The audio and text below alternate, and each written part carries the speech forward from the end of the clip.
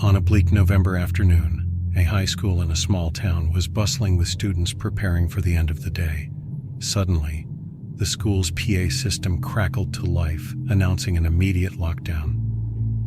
Teachers herded their students into classrooms, locking doors and turning off lights. The atmosphere turned tense as everyone huddled in silence, awaiting further instructions. In one classroom, a group of students and their teacher sat in the dark, trying to stay calm. Outside, faint footsteps echoed through the hallways, growing louder with each passing moment. The teacher peered through the narrow window in the door, but the hallway was empty. The footsteps stopped abruptly. Then, a strange sound filled the air like metal scraping against concrete. It sent shivers down everyone's spine. The teacher whispered to the students to stay quiet and hidden. Minutes passed like hours. The sound of scraping metal continued, moving closer and closer. Suddenly, it stopped right outside their door. The students could see a shadow moving under the door gap. Then a low, raspy voice began to mutter incoherent words. The door handle rattled violently. The teacher signaled the students to remain still, her heart pounding in her chest. The handle stopped moving, but the muttering continued, followed by a sinister chuckle. The shadow moved away from the door, and the scraping sound resumed, fading into the distance. Hours later, the lockdown was lifted. Students and teachers were allowed to leave the classrooms. The school's principal announced that it had been a false alarm, a drill that went wrong. But the students in that one classroom knew something sinister had happened.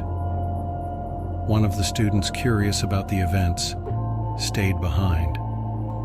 He wandered the halls, following the faint marks on the floor left by the scraping metal. They led to a door marked janitor's closet. He hesitated, then opened the door. Inside, the air was thick with a foul stench. The room was dimly lit, filled with cleaning supplies and tools.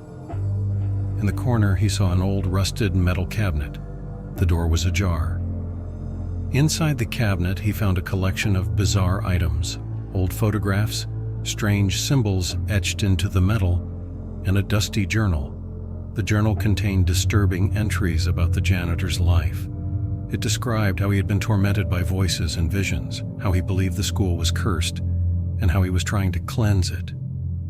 The final entry was dated the day of the lockdown, and it ended abruptly with the words, "They are coming for me."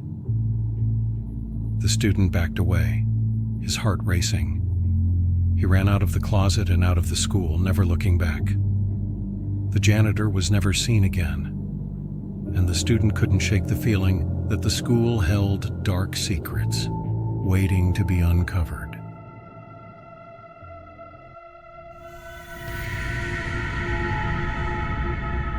During a typical school day, the announcement of a lockdown sent shivers down the spines of everyone in the science building. Students and teachers quickly took cover in their designated safe spots, but something felt different this time. The usual lockdown drills were methodical, routine. This felt urgent, real. In the darkened lab, the students huddled under desks, trying to remain silent. The room was filled with the faint smell of chemicals and the low hum of the ventilation system. Suddenly, a loud crash echoed from the hallway, followed by the sound of hurried footsteps. The lab door creaked open, and the faint glow of a flashlight pierced the darkness. A figure stepped inside, casting long, ominous shadows across the walls. The students held their breath, hoping they wouldn't be discovered. The figure moved slowly, methodically, searching each corner of the room. It stopped at one of the lab tables, where a half-finished chemistry experiment lay abandoned. The intruder picked up a beaker, examining it closely before smashing it against the floor. The sound was deafening in the silence. As the figure continued its search, one of the students recognized a peculiar detail. The intruder was wearing a gas mask. Fear tightened its grip on the students as the figure methodically made its way through the lab, occasionally muttering to itself. After what felt like an eternity, the figure left the room, and the students breathed a collective sigh of relief. But the nightmare wasn't over. Moments later, the school's ventilation system began to emit a strange hissing noise. The air grew thick with a pungent chemical odor. The teacher, realizing the danger, instructed the students to cover their mouths and noses with whatever they had. They waited in fear, the toxic air seeping into the room, until the lockdown was finally lifted and they were evacuated by emergency responders. Outside, the students learned that the lockdown had been triggered by a former science teacher who had lost his job months earlier. He had returned, seeking revenge, and had planned to release hazardous chemicals through the school's ventilation system. Fortunately, his plan had been thwarted in time, but the memory of that day would haunt the students forever.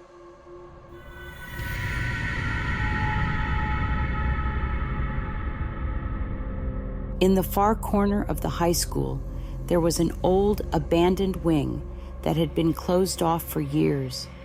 Rumors swirled about why it had been shut down, everything from asbestos to a tragic accident. No one knew for sure, but students often dared each other to explore it. One day, during an ordinary lockdown drill, a group of students found themselves in the vicinity of the abandoned wing. Curiosity got the better of them, and they decided to slip away and explore the off-limits area. The air in the abandoned wing was cold and stale. Dust covered the floors and walls, and old desks and chairs were piled haphazardly in the corners. The students wandered through the dark, narrow hallways, their flashlights flickering ominously. They reached a large, heavy door at the end of the corridor. Pushing it open, they entered what appeared to be an old auditorium. The seats were covered in dust, and the stage curtains hung in tatters. Suddenly, the door slammed shut behind them, plunging them into darkness. Panic set in as the students tried to open the door, but it wouldn't budge. Their flashlights revealed old, decaying posters and broken equipment scattered around. Then they heard it, a low, guttural growl coming from the shadows. The students huddled together, shining their flashlights in all directions. The growl grew louder, more menacing.